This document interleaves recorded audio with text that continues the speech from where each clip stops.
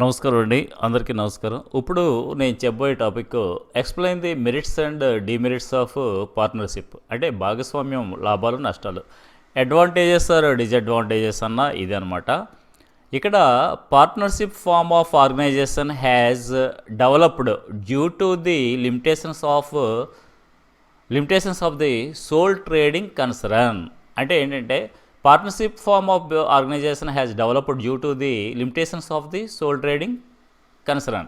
అంటే సొంత వ్యాపారంలో ఉన్నటువంటి లిమిటేషన్స్ ఏవైతే పరిమితులు ఉన్నాయో దాని కారణంగా మనకి భాగస్వామ్యం అనేది అభివృద్ధి చెందిందనమాట. అయితే ఇక్కడ the relation between persons who have agreed to share the profits of a business carried on by all or any one of them acting for all. అంటే the relation between persons who have agreed to share the profits of a business carried అంటే లాభాలని పంచుకోవడానికి అంగీకరిస్తూ అందరి తరపున ఒక్కరు కానీ వ్యాపారాన్ని నిర్వహించడానికి కుదుర్చుకున్న సంబంధాన్ని అంటే ఒప్పందాన్ని లేదా సంబంధాన్ని మనం ఏమంటే భాగస్వామ్యం అని 1932 partnership act, Indian partnership act నిర్వచించిందనమాట. Merits of partnership as follows. అంటే మెరిట్స్ చూసినట్లయితే మెరిట్స్ ఏంటి అంటే అడ్వాంటేజెస్ అన్న మెరిట్స్ అన్న ఒకటేనండి.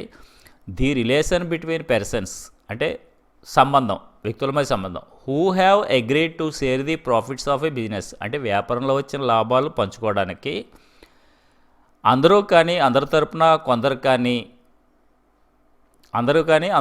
ఒకరు లేదా కొందరు కానీ వ్యాపారంలో వచ్చిన లాభాలు పంచుకోవడానికి కుదుర్చుకున్నటువంటి ఒప్పందం, సంబంధాన్ని మనం ఏమంటామంటే భాగస్వామ్యం అని అంటాం అనమాట. మెరిట్స్ చూసినట్లయితే ఈజీ ఫార్మేషన్. ఫస్ట్ ఏంటంటే ఈజీ ఫార్మేషన్ అంటే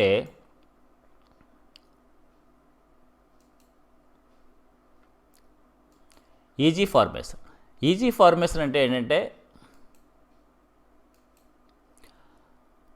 an oral or written agreement is enough to start any lawful business on partnership basis. అంటే భాగస్వామ్యం ప్రారంభించడానికి ఓరల్ అంటే నోటు మాట ద్వారా కానీ లిఖితపూర్వకమైన కానీ ఒక అగ్రిమెంట్ ఉంటే సరిపోతుందన్నమాట. There are no legal formalities, చట్టబద్ధమైనటువంటి లాంఛనాలు లేవు. Even registration is not compulsory, registration కూడా కంపల్సరీ కాదనమాట. Huge capital. A partnership firm consist of more than one person. అంటే మనం కంపేర్ విత్ సోల్ ట్రేడింగ్ అంటే సోల్ ట్రేడ్లో ఒకే వ్యక్తి ఉంటాడు కాబట్టి a partnership firm consist of more than one person, ఒకరికంటే ఎక్కువ ఉంటారు. అంటే minimum number of members 2, maximum 10 or 20 అనమాట. The combined capital of partnership firm is more then the sole trade concern. అంచేత ఇందులో సొంత వ్యాపారం మీద మనకి భాగస్వామ్యంలో మూలధనం ఎక్కువగా ఉంటుందన్నమాట. వైజ్ డెసిషన్స్ అంటే తెలివైన నిర్ణయాలు. ఏ partnership consist of people possessing different abilities. అంటే భాగస్థులు ఉంటారు కాబట్టి పార్ట్నర్షిప్ కన్సిస్ట్ ఆఫ్ పీపుల్ అంటే భాగస్వామ్యంలో ఉన్నటువంటి వ్యక్తులు వివిధ రకాలైనటువంటి సామర్థ్యాలు కలిగి ఉంటారు అన్నమాట. పొసెసింగ్ డిఫరెంట్ ఎబిలిటీ అంటే వివిధ రకాలైనటువంటి ఎబిలిటీస్ అంటే సామర్థ్యాలు కలిగి ఉంటారు.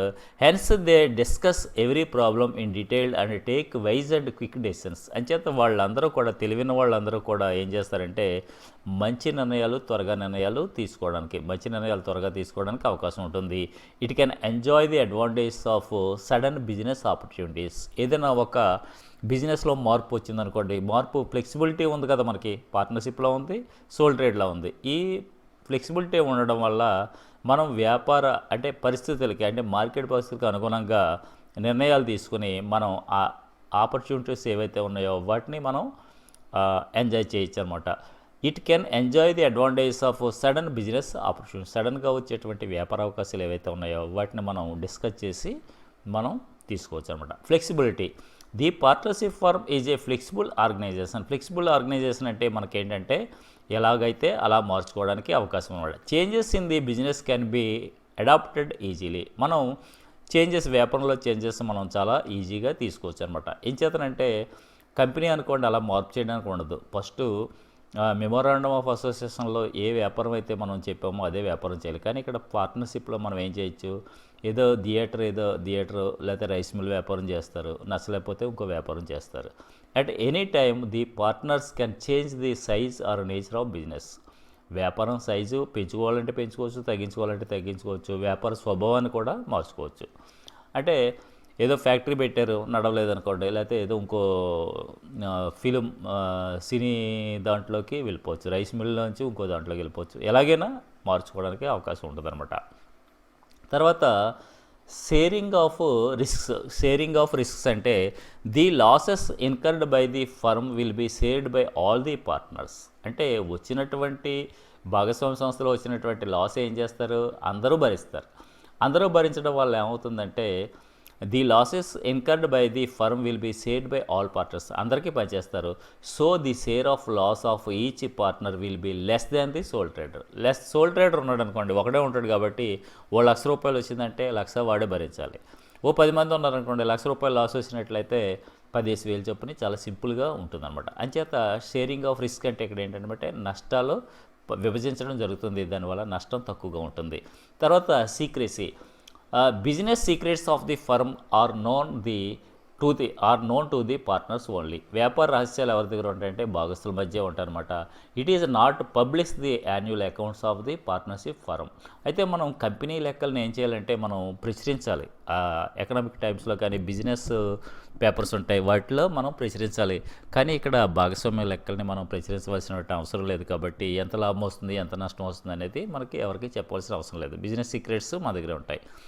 Unlimited liability. The liability of partner is unlimited. They are not only liable for their business investment, but their private properties can also be taken for business liabilities.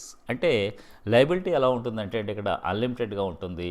సంస్థ యొక్క అప్పులు తీర్చాలంటే వాళ్ళు పెట్టినటువంటి క్యాపిటలే కాకుండా సొంత ఆస్తులు కూడా తేవాల్సి ఉంటుంది. ఒక 5 లక్షలతో వ్యాపారం చేసామండి, 10 లక్షల లాస్ వచ్చింది, 5 లక్షలు అప్పులు తీర్చాలి, ప్లస్ ఇంట్లో ఉన్నటువంటి ఆస్తులు అమ్మేసి 5 లక్షలు మనం తీర్చవలసి ఉంటుందన్నమాట. Limited capital. The maximum number of members in partnership is 20. So the capacity of raise funds remains limited when compared with joint stock company. అంటే ఇక్కడ when compared with sole trade అంటే మోర్ ఫండ్స్ ఉంటాయి, కానీ ఇక్కడ compare with joint stock కంపెనీతో మనం పోల్చినప్పుడు funds ఎలా ఉంటాయంటే అండి లిమిటెడ్గా ఉంటాయి. అంచేత limited capital when compare with company అనమాట. కంపెనీతో పోలిస్తే మనకి కంపెనీలో పబ్లిక్ లిమిటెడ్ కంపెనీ అయితే minimum number of members 7, maximum unlimited. ఎంతోమంది ఉంటారు, కొన్ని లక్షల మంది ఉంటారు, కొన్ని కోట్లు క్యాపిటల్ మనం సేకరించవచ్చు అనమాట. నో ట్రాన్స్ఫర్ ఆఫ్ షేర్స్ అంటే వాటాలు బదిలేదు. No partner can transfer of his shares without consent of other partners. ఇతర భాగస్తుల అంగీకారం లేనిదే ఎవరు కూడా వాటాలు బదిలీ చేయడానికి వీల్లేదు. It is very difficult when retirement of a partner. అంటే భాగస్వామ్యంలోంచి వచ్చేద్దాం అనుకుంటే అది కష్టమైనటువంటి ప్రక్రియ, అందరూ ఒప్పుకుంటే కానీ ఆ వాటాలు బదిలీ చేయడానికి వీల్లేదనమాట. కంటిన్యూటీ ఇన్ అన్సర్టైన్ అంటే అనిశ్చిత. The partnership has no separate legal status. అంటే పార్ట్నర్షిప్ అనేది నో లీగల్ స్టేటస్ అనమాట. అంటే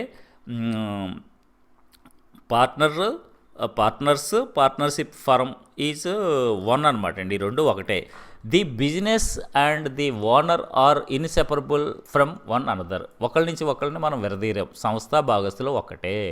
వీ కెనాట్ సెపరేట్. ఇన్సెపరబుల్ అంటే separate, we cannot separate firm and partners అనమాట. The business comes to an end on the death, insolvency, incapacity or unsatisfaction of a partner may lead to dissolution of the firm. అంటే ఇక్కడ ఎవరైనా భాగస్తుడు మరణించినా, దివాలా తీసినా, incapacity అంటే అతను సామర్థ్యం తగ్గిపోయినా, అంటే వ్యాపారం చేసేటువంటి సామర్థ్యం లేకపోయినా, ఆర్ అన్సాటిస్ఫాక్షన్ అంటే ఇతర భాగస్తుల పట్ల అతని సంతృప్తి లేకపోయినా అతను ఏం చేస్తాడంటే భాగస్వామ్య సంస్థని రద్దు చేసేయచ్చు, భాగస్వామ్యాన్ని రద్దు చేసేయడానికి ఇక్కడ అవకాశం ఉంటుంది అన్నమాట ఫారం. పాసిబిలిటీ ఆఫ్ కన్ఫ్లిక్ట్స్ అంటే గొడవలకి అవకాశం. Differences and disputes among the partners are common. అంటే ఇప్పుడు నలుగురు భాగస్తులు ఉన్నారనుకోండి, నలుగురు 4 మాటలు మాట్లాడుకుంటారు, ఒకళ్ళ మాట పొత్తు కుదరకపోయినట్లయితే, అంటే ఏకతాటి మీద లేకపోయినట్లయితే అవుతుందంటే differences and disputes among the partners are common. తేడాలు రావడం అలాగే గొడవలు రావడం కామన్ అనమాట. These conflicts harm to the firm. ఈ కన్ఫ్లిక్ట్స్ అంటే ఈ గొడవలు ఏమవుతాయంటే భాగస్వామ్య సంస్థకి హాని కలిగిస్తాయన్నమాట.